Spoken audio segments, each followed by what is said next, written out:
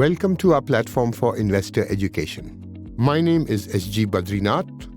I have been teaching and studying financial markets and equity markets for the last 30 years to students who are undergraduates or MBAs in both the United States and in India. Over this period of time, I have worn several hats. I have been an investor almost always. I have been a trader occasionally. I have been a consultant. I have managed money. I have been a scholar who writes papers that unfortunately for me, very few people actually get to read.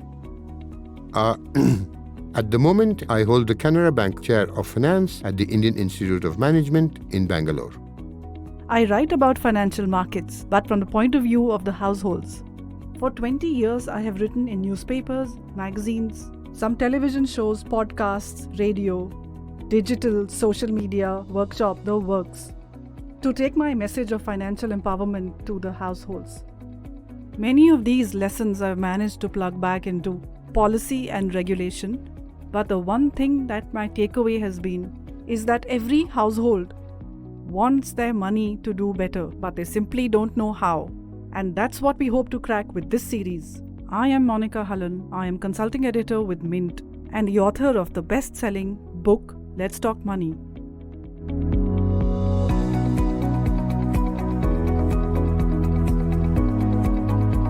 Monica, continuing along with our conversation about people needing to get their financial houses in order, one of the things that we should be talking about too is life insurance. And I notice in India that people love their life insurance. They love investing in gold, but then when you look at the amount of money that is put in there, the assets under management in the life insurance business is something like 32 trillion rupees. 32 with 12 zeros behind it. Which is like a sixth or seventh of GDP. I agree. So, we say Indians don't invest, but they think of, even if they think of investing, insurance as investing, they're investing in the wrong products, it seems like to me. Absolutely, it is wrong. Are the returns on these things any good? As far as I've studied them, it doesn't look very likely that these numbers are great. Right. But, again, like with medical insurance for me, I had my life insurance cover has come from my employer and it kind of continues, so I don't think about it. But, if Indians need to think about what this insurance is buying them, are they getting a fair rate of return on this investment, or even a rate of return on this investment? Even a rate of return. No, you're absolutely right. So what is it that it gives you long term? So 3 crore policies are sold every year. New ones. And then there's the renewals on top. There's a renewal that is going on. So the 3 crore people buy policies, 32 trillion in that asset under management. And the returns are really 4% or less. So over a 35-year holding period, what you finally get out of the policy is between 3 to 4%. And the reason if you hold it till the end. If you hold it till the end. What if you took it out early? What happens then? The returns might be negative?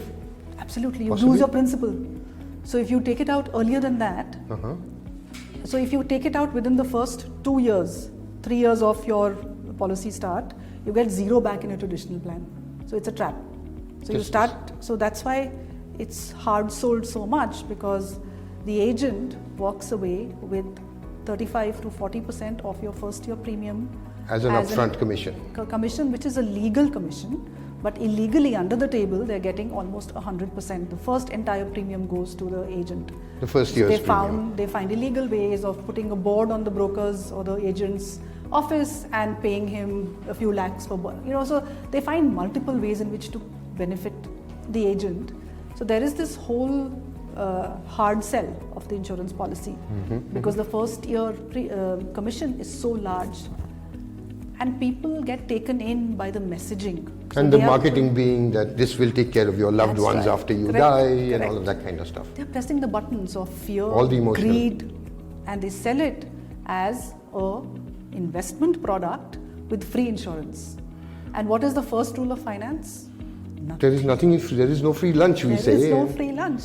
But even if they're selling it as an investment product, the returns on these things are like miserable, right? I mean, one statistic I read somewhere said that if you put in 50,000 into this policy, after 30 some years, it grows to 35 lakhs. Yeah.